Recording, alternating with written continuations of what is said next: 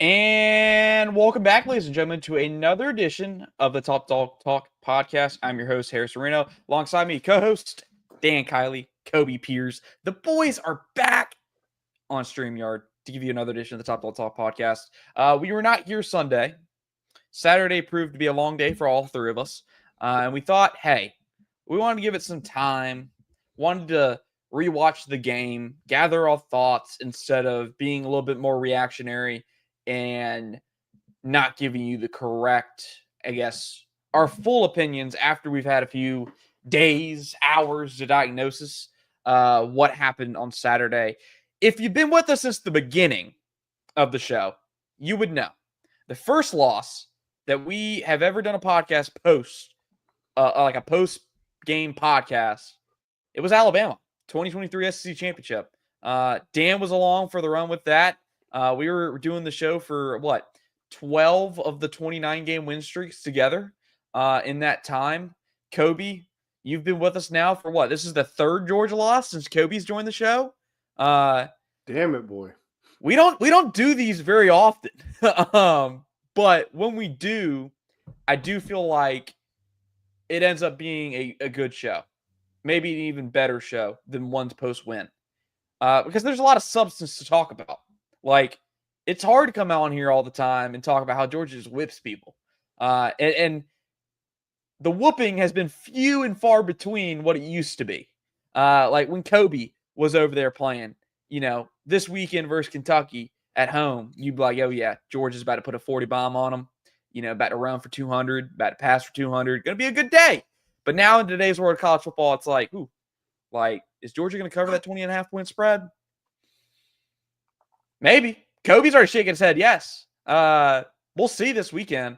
But first, let's talk about what happened. Boys, Alabama beat that butt again. Another win streak of Georgia snapped at the hands of the Crimson Tide. Got a lot to get through. I've seen a lot of reactions. I've seen some overreactions. I've seen some underreactions. Where are we at right now on this loss? Here's the thing. I'd rather just get my butt whooped than lose 3-point game. I mean, it's so frustrating because there were so many different things that could have happened to where we come out in front. It just doesn't. I know Kobe and I had a conversation, and I don't want to steal all of his thunder or anything like that, but it's just like so many times in so many other games, right, Kobe, where you don't play well, but you find a way to win, right? And just for whatever reason, Alabama, they always have the answers and we don't. And I'll let you expand, Kobe, because that was kind of your talking point. And I think you said it better than I could say it because we just never find a way to win.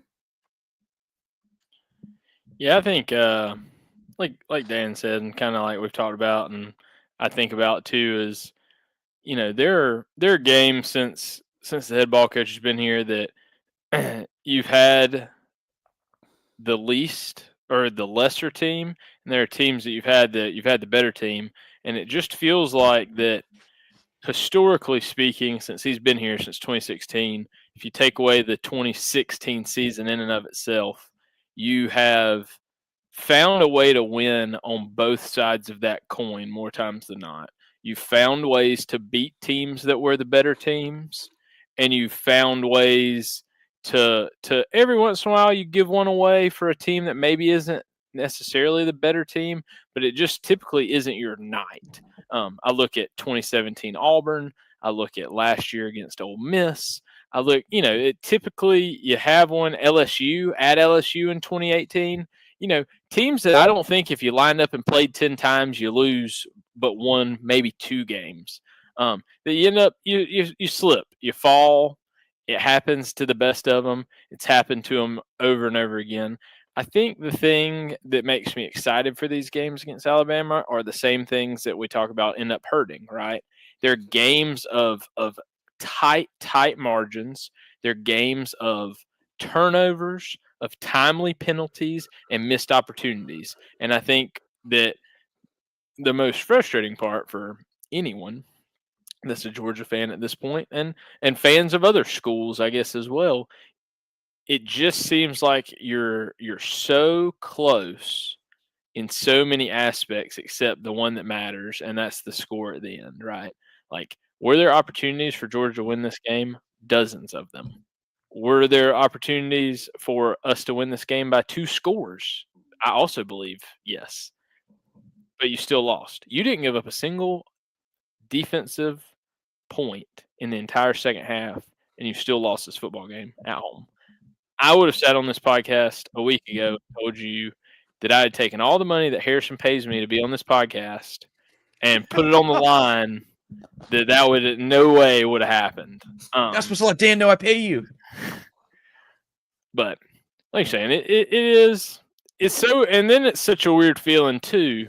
Like, and this new feeling that I have after last year into this year of like, it sucks for so many reasons, except in the back of my mind, I'm like, what does it really matter? Which is horrible to think about besides your pride as a fan and as a team. But like, you go out and you beat Kentucky. I think you're going to, I like our opportunity right now against both Ole Miss and Texas. Probably Georgia Tech's the team left on the, looking ahead. Georgia Tech's the team that probably worries me the most with the mobility in the quarterback. Like you're saying, 11-1 is going to be good enough to get into an SEC championship. 11-1 is also going to be good enough to secure a place in the playoff. I mean, 10-2 was both of those things last year as well. So, it's a weird new age of college football where, the losses don't matter anywhere near as much anymore as stacking wins in the right time in the season. I mean, it's kind of like Florida State, Alabama this year, right? You lose that first game if you're Alabama. That's not as bad of a loss as Notre Dame took last year to NIU at home. Nowhere close. They still play in the dang Natty. It's not as bad as Ohio State not scoring an offensive touchdown against 6-6 Michigan. They won the Natty. Just in the grand scheme of things, 20 years ago, you could have chalked the season off. You lose to NIU, you can go ahead and start getting ready for next year. Everybody's done. I think that's the weird thing of the emotional response, the logical response, the pain of like, I really want to win on Saturday, but also these people that are like, season's over, pack it up. We'll be lucky to go 9-3. It's like, world's not like that anymore. Like, you can go 10-2 and smile in the SEC these days. I was listening to Chuck and Chernoff today, and they were talking about how you have to start watching the college football season the same way you watch an NFL season, where you get excited for a really awesome week 4 matchup. And if you win or lose, it doesn't matter as long as you take care of business everywhere else. Because to your point, the one loss doesn't kill you anymore. So, and I see that you put the schedule up. Yeah, because I think I originally thought we'd dive deep and then go to the holistic out view, but I think we'll start wide and zoom in a little bit in terms of talking about this, the impact of this. Because Kobe's right. This loss doesn't mean as much as it did a few years ago. I mean, a few years ago, 2019, when Kobe was at Georgia, if they lost a game of this magnitude, you're like, ooh, like you're not sure if you're going to be able to get in. You're just fighting for a chance to hope to have a spot, is the reality of it. But now it's like Georgia's season is by no way done. Boys, I think my biggest takeaway at all of this, when we talk about holistically, what impact this does, because you're right, Kobe, this loss doesn't mean as much as it used to. If say it happened in 2017. But I think this loss makes that win on the road at Tennessee that much bigger. Because you could be sitting in a position, a few plays, like we talk about, Georgia was a few plays away from having an Alabama win on its resume. They were a few plays away from having a road loss to Tennessee on the resume. And now, yes, the margins get a little bit slimmer. You can't afford to lose maybe more than one more game on this schedule. And you still have to play the number 4 team at home, the number 9 team at home, and then you got to go to Atlanta to play the number 17 ranked team, who, by that point, as Brent Rollins has pointed out, boys, Georgia Tech could be undefeated going into that game, into Atlanta. Like, that could be a play-in game. And, man, how good is that for that rivalry, to finally have a meaningful rivalry game at the end of the season with postseason consequences. But boys, I said on the show 2 weeks after the Tennessee game, I felt a lot better about 11-1. And while I'm not saying I feel a lot worse about it, I think I still feel probably better about 10-2 than I do 11-1. And this is where we'll transition and we'll go deeper into this game. Biggest concern after this weekend, and Kobe, you've been in the room. Dan, you've been watching this thing since Georgia football was invented. That was the worst third down performance by a Georgia defense in 30 years. 13 of 19 on third down. What the hell happened on third down Saturday night?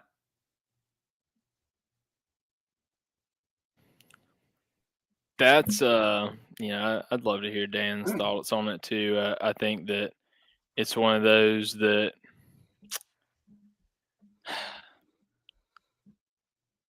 I'm not sure you'll ever know. I mean, obviously media availability was slim pickings this week, but I would like to think that you gave. Yeah, you like that, huh? Just a little.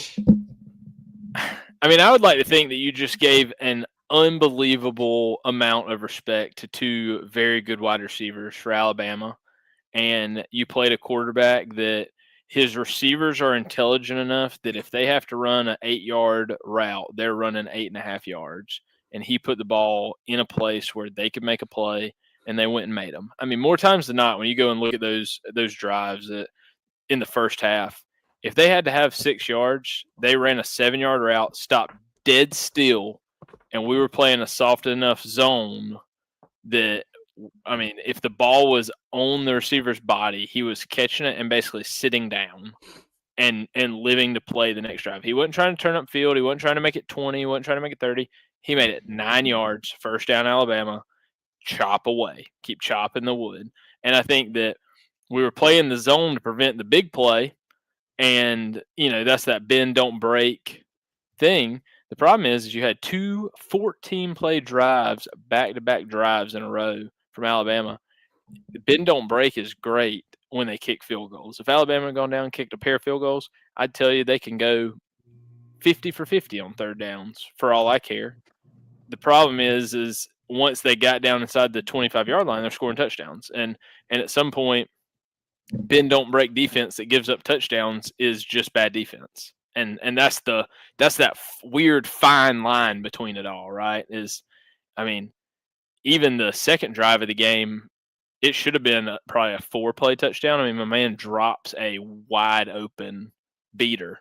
So it's tough. I mean, I think the hard thing is whatever we did, whatever our game plan was in the first half for defense, I mean, they flipped the script in the second half, but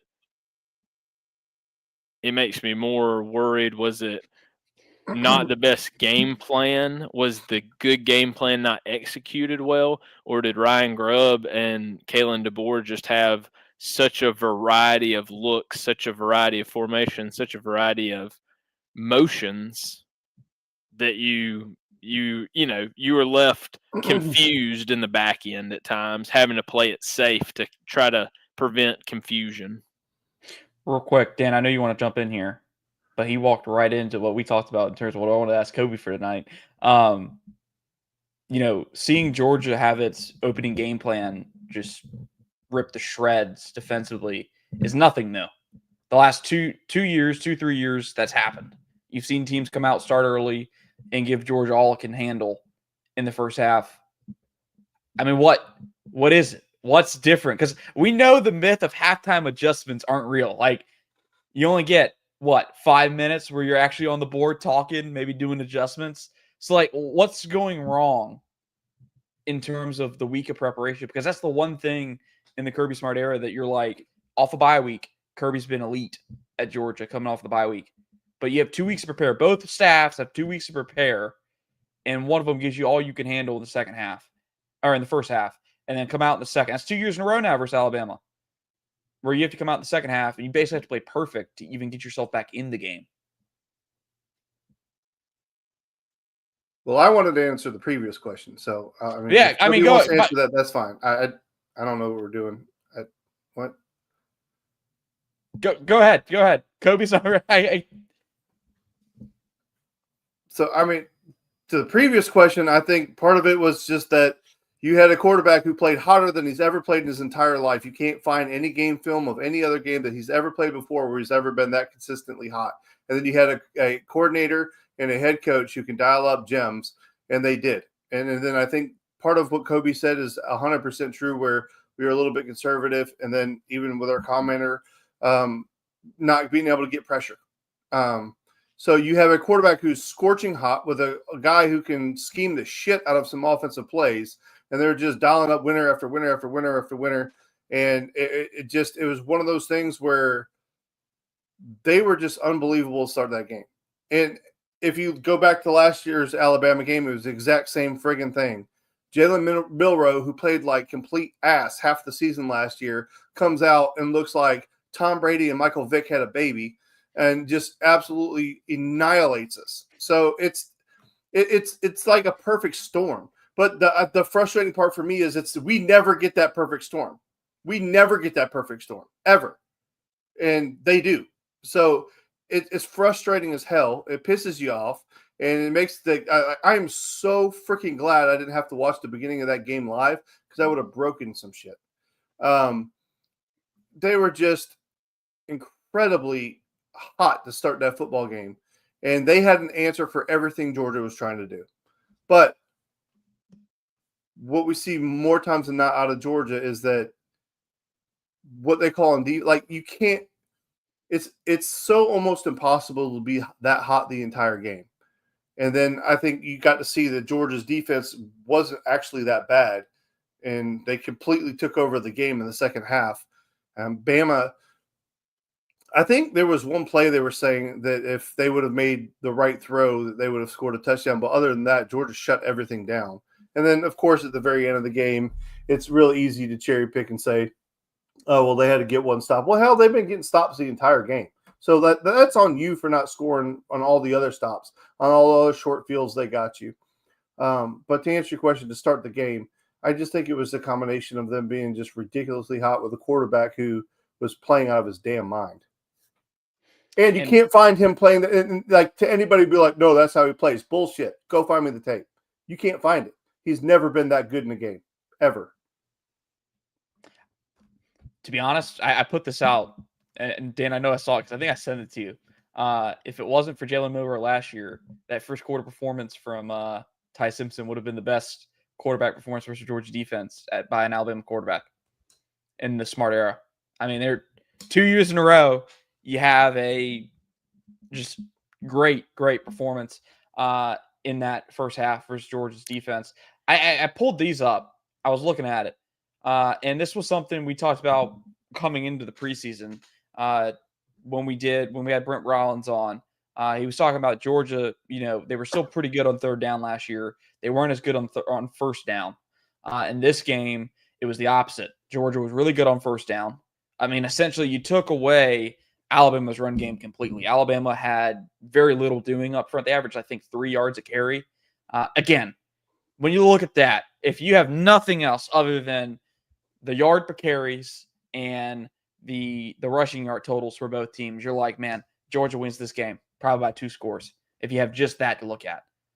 Then you look at third down, and you're like, oh, never mind. Alabama won this game. On third down, Ty Simpson was 14 of 19 9 of 14 for 96 yards and a touchdown.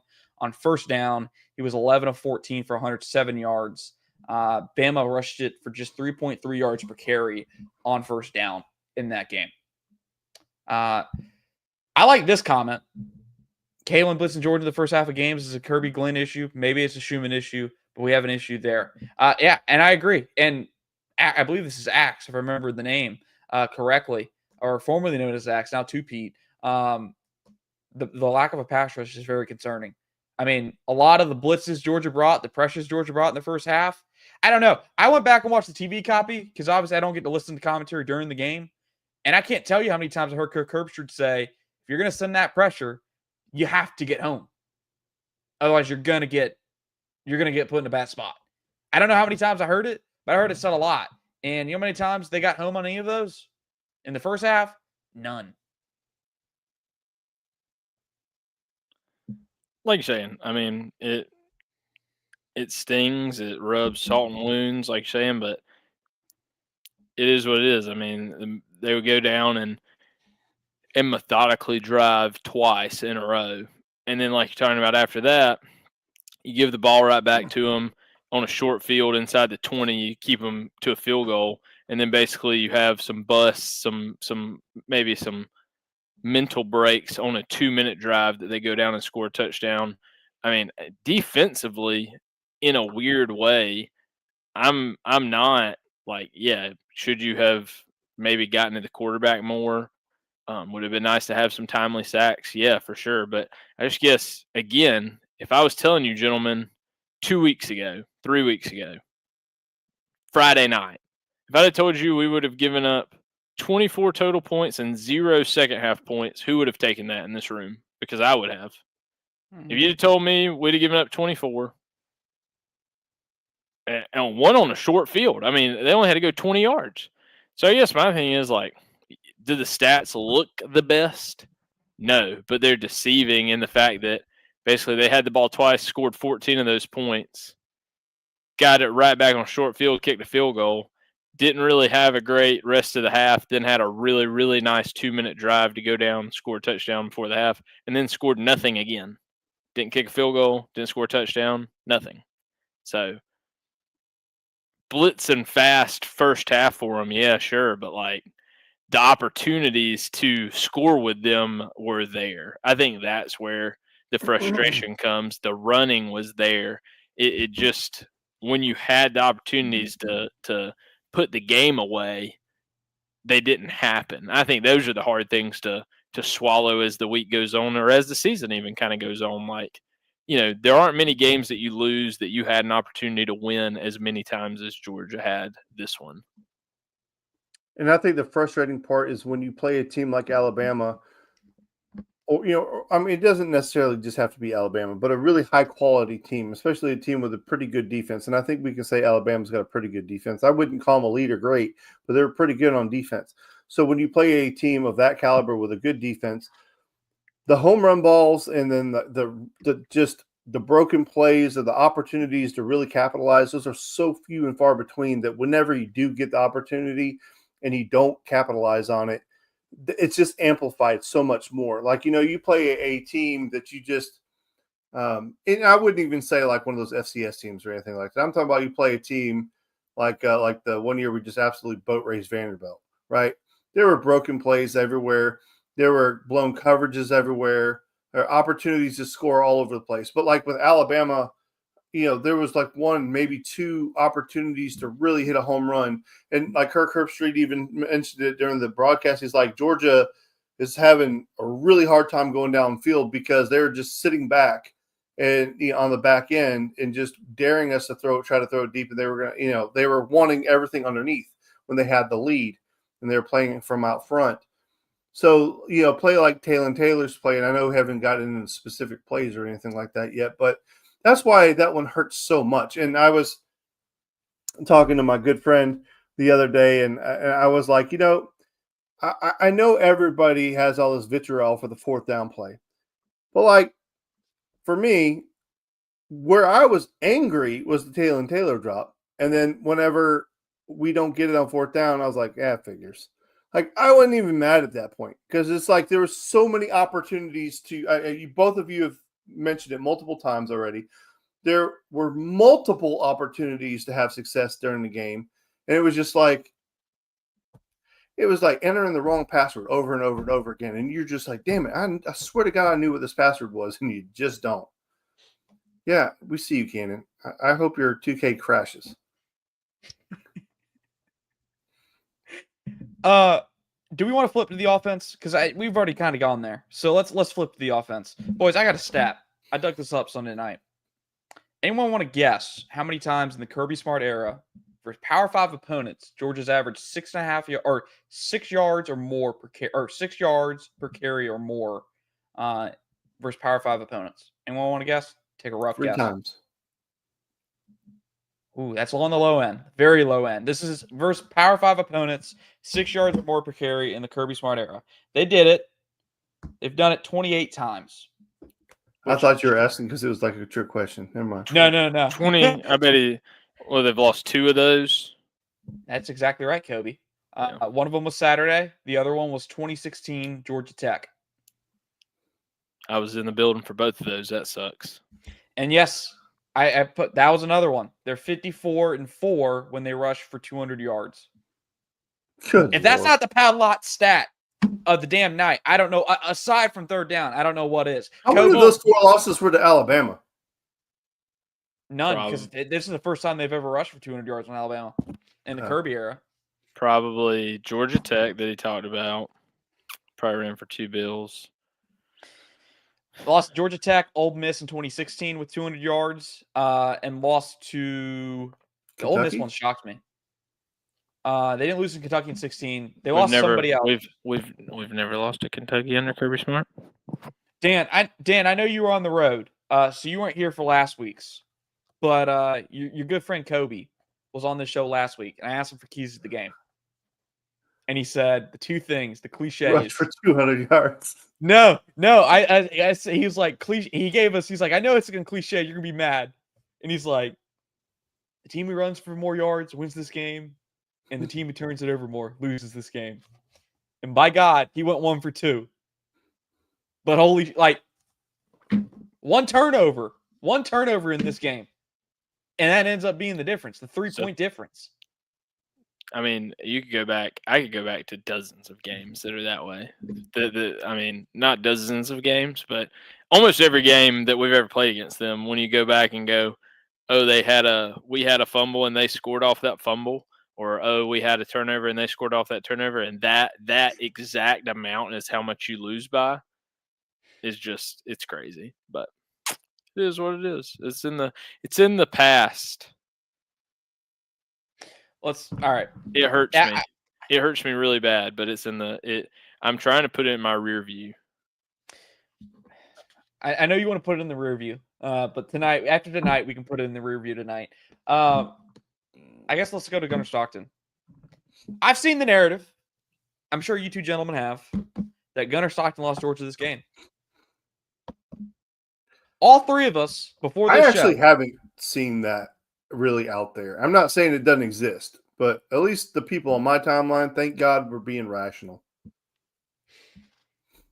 there is the narrative. I've seen it more than once. I believe Gunnar you. Stockton, that Gunnar Stockton lost in this game. And the 3 of us, before we hopped on this show, we were watching some plays and having conversations about the play on Saturday. All 3 of us agree. Gunnar Stockton didn't lose them this game. Gunnar Stockton played good enough to be a reason you're in this game. Facts. Yeah, thank you, Axe. But at the same time, and I don't want this to get taken out of context. Let's be real. No one's going to take it out of context. If you're watching the show, you're not going to take it out of context. We appreciate you. Maybe Cannon will. Shout out Cannon. Congratulations, your first offer, kid. Shout out Dan Kyler right there. Proud dad moment. Gunnar played well all enough. over the place tonight. I am. I've been all over the place this week. Gunnar played well enough for Georgia to win. But the fact remains, sure, there's a lot of yardage left on the field Saturday night. We watched, I think I had 6 plays that I wanted to show y'all, and we want to talk through. 6 plays. All right? And every quarterback does it. Every quarterback has balls they want back, have decisions they want back. But I think if there's anything that Georgia fans, I guess, should be optimistic about, is you lost by 3 points, and your quarterback didn't exactly have his best game, to say the least. Yeah, that doesn't make me feel better, though. I need my quarterback to have his best game against the hardest competition, but carry on. I mean, that's just my point. I mean, look, I get it. I think. Hold on, just to clear up the context part for Harrison real quick. Talking about good games, like people are so like we like to put things under umbrellas. Like you played bad, you played good. I would say Gunnar played good. He definitely didn't play bad. He played good. The problem is, if you think back to teams that have beaten Alabama historically and we'll talk about it under Nick Saban, we'll talk about even Kalen DeBoer, right? If you talk about teams that have traditionally beaten Alabama, quarterbacks have played great. And I think there lies the issue in, like, people are like, oh, Gunner played bad. No, he didn't. He didn't play bad. He played good. We probably needed him to play great.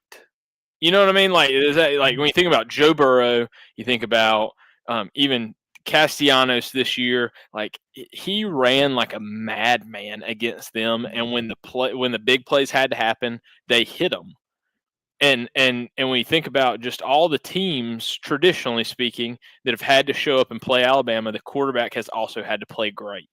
And I think that maybe lies the issue of Saturday night. Is it's not on Gunner, it's not on, any one bad thing he did. It's more of when there was a time to have maybe that great moment, that didn't come. I think that's probably, again, what tends to sting more than not, right? Is like, you don't just say the quarterback threw 4 interceptions, we never had a chance. It's like it was right there.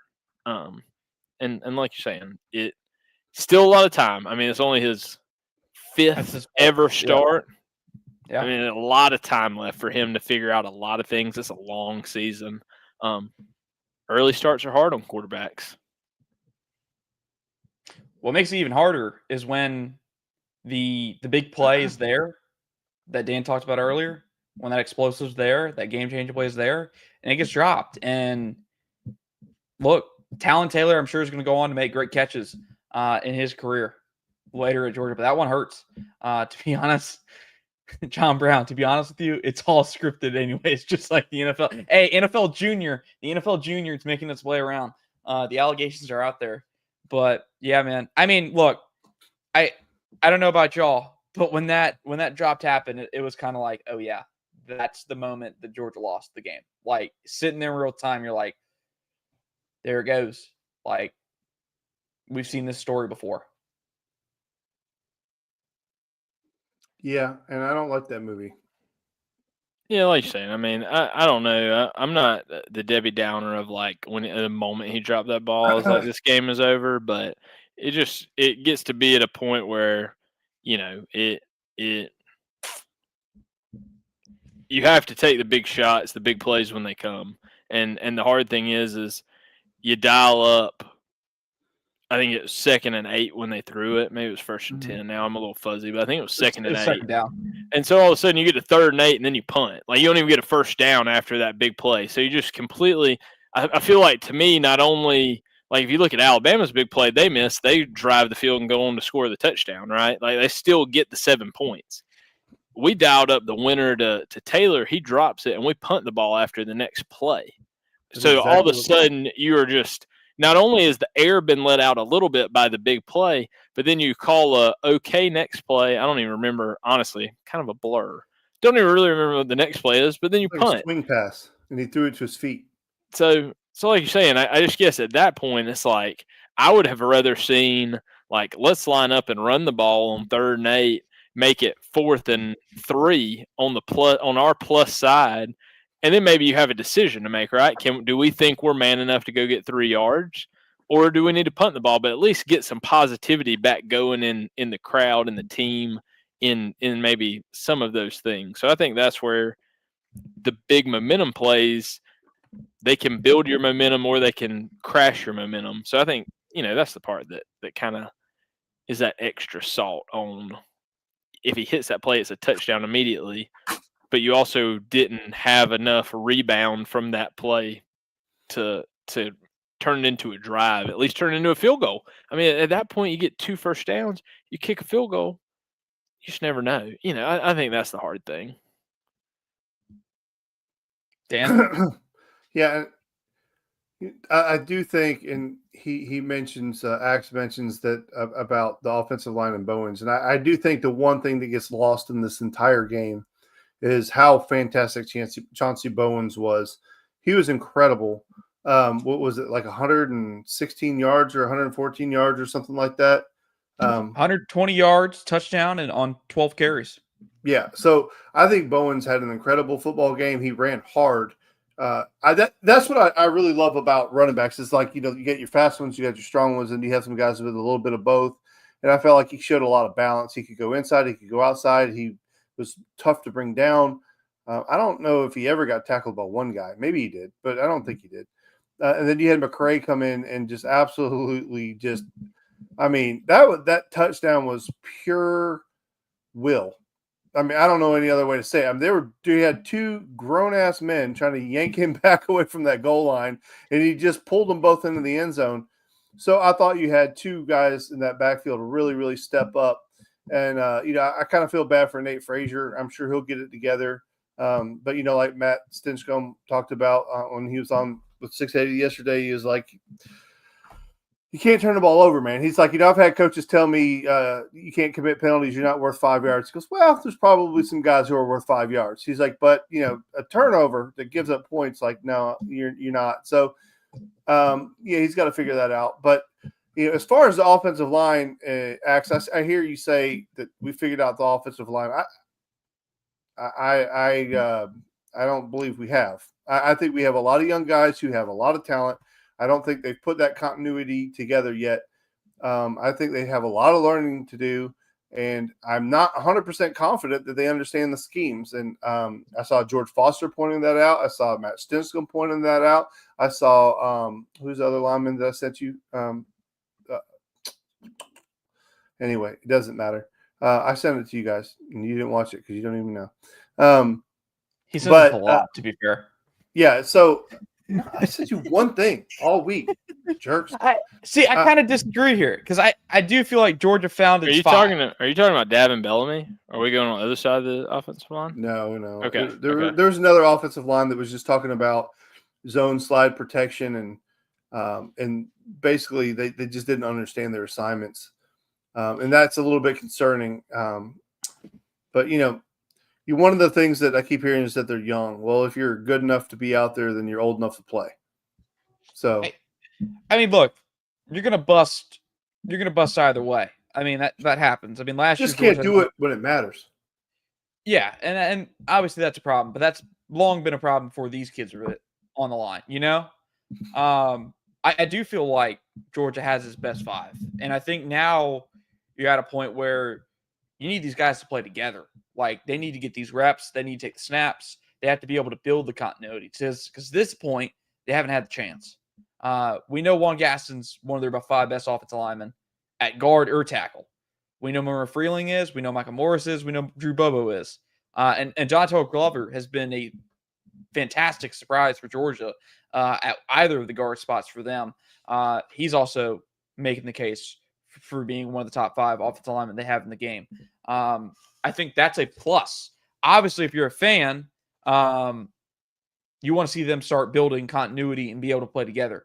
A big part of that is injuries have been the biggest detriment to that team, which is why Juan Gaston started at right tackle. Or no, Bo Hewley started at right tackle, and Juan Gaston came in and switched out with him in that game. It's because Ernest Green was out with the back injury. So we'll see. I mean, look, as easy as it is for you to have a good game in a losing effort, you could easily go have a bad game in a winning effort.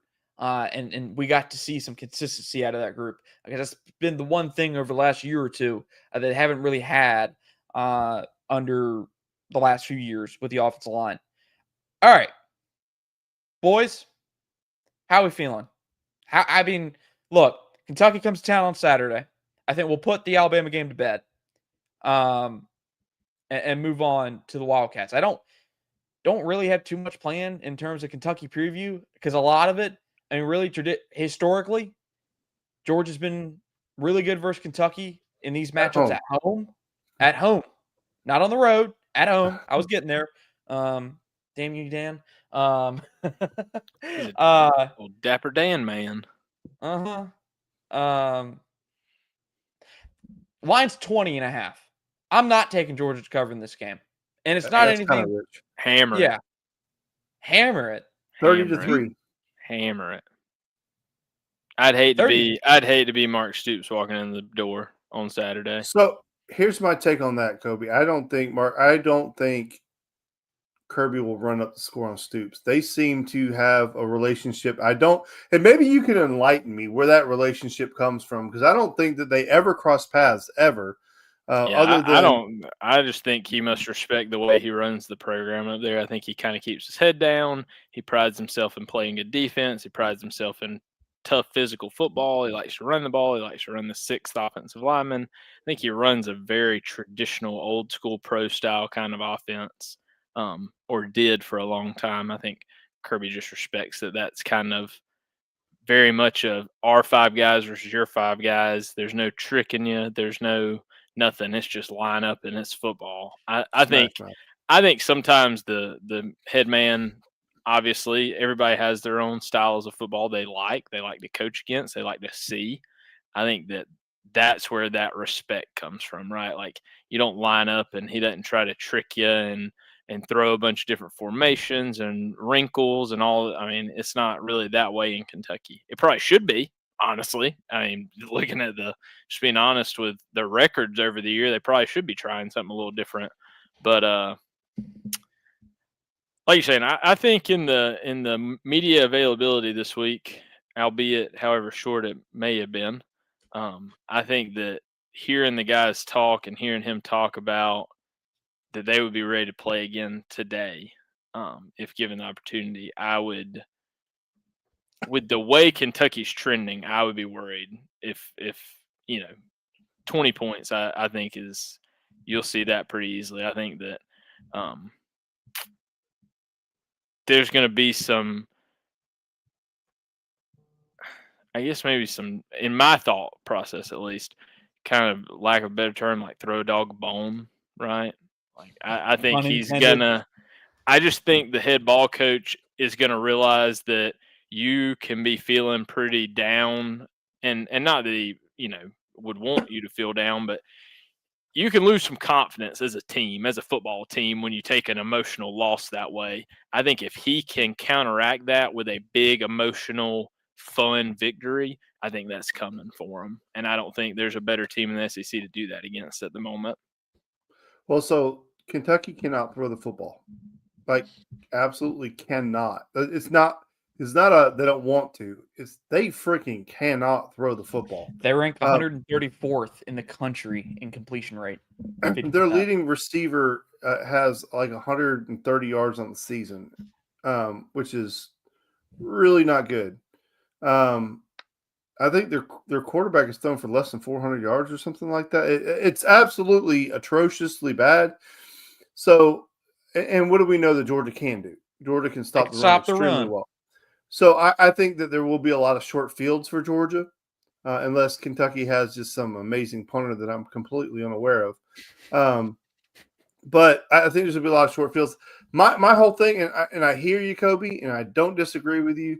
I think that Georgia wants to have a fun game where the crowd can leave smiling and happy. And I think there is a conscious effort made by Georgia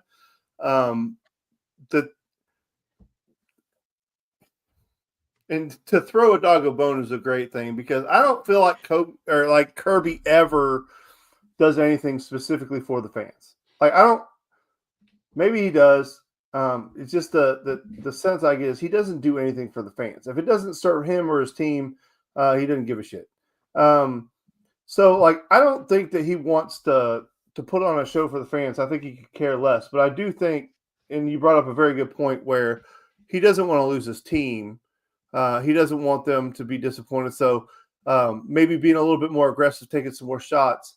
The only concern that I have is Georgia hasn't really shown a propensity to be explosive vertically in the passing game. Maybe we get to see it. Man, it would be so nice to see it. But we are going to run the piss out of the football. So that is going to happen.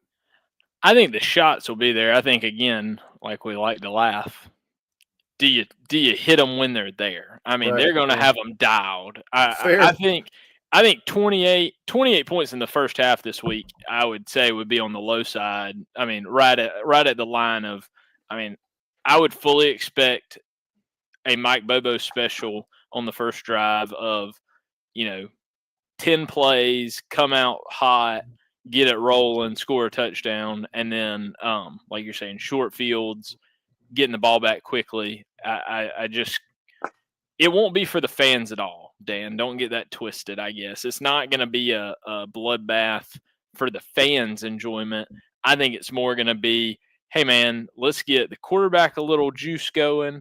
Let's get this offensive line a little juice going. Let's get these receivers a little juice going. Because, like you're saying, I mean, Noah Thomas, to my knowledge, still doesn't have a catch on the year through 4 That's games. insane.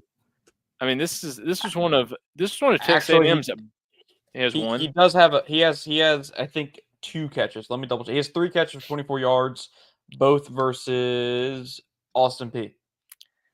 I just guess he has definitely been the one person, the deep threat he was at Texas A&M. I've just been surprised he hasn't taken the top off of a couple of defenses. I don't know if we're not dialing it up properly for him. I don't know if whatever. You got a lot of mouths to feed, and I think you're going to try to feed a lot of them on Saturday. How about that? The one worrying thing when you talk about Noah Thomas that I became aware of recently was you've only had 1 snap. You all right, Dan? I had a hiccup. Sorry. No, so I was like, wait, is this man all right? It was so loud. Was it? Yeah. I tried to put my head down so you didn't hear it. Came out of nowhere. Noah Thomas, Zachariah Branch, and Colby Young have only been on the field together for 1 snap. 1. And that happened on Saturday. That's shocking to me. And I get it. You have Dylan Bell still in the mix, and you have London Humphrey still in the mix from last year. Those guys are obviously going to play, but it's like those are the 3 guys that you were looking to in the preseason to be the leading receivers for Georgia.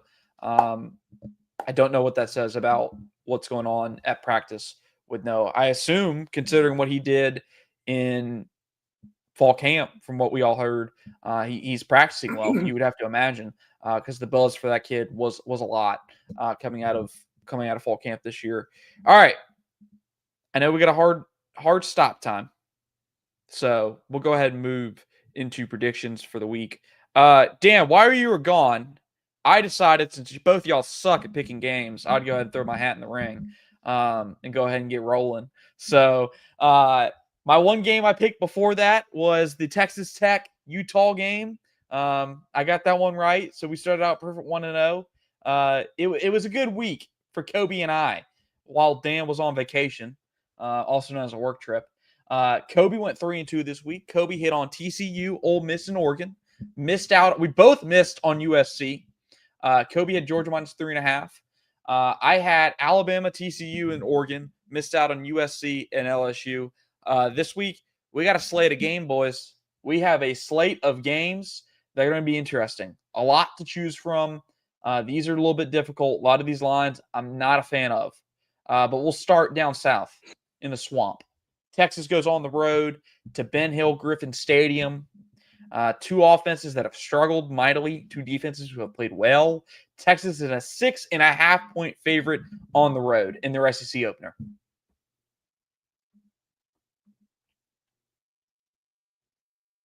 Yeah, I think they win by a touchdown.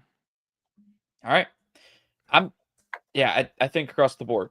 I would be shocked if I think it's low scoring. I mean, I could see it being like 17-10, but yeah. I mean, if my man Manning wants to be on a flight back to Texas, I think they got to win by a touchdown. Yeah, I would be shocked. I saw Josh Pate pick Florida to win this game, which I was like, wow. That shocked me. All right, next up, Vanderbilt goes on the road to Bryant-Denny. We know what happened last year in this matchup. Obviously, that was at Vanderbilt. So both years, I mean, back-to-back years, home games for Alabama, according to Nick Saban, I guess. Bama's a 10.5-point favorite. This is a ranked Vandy team, by the way.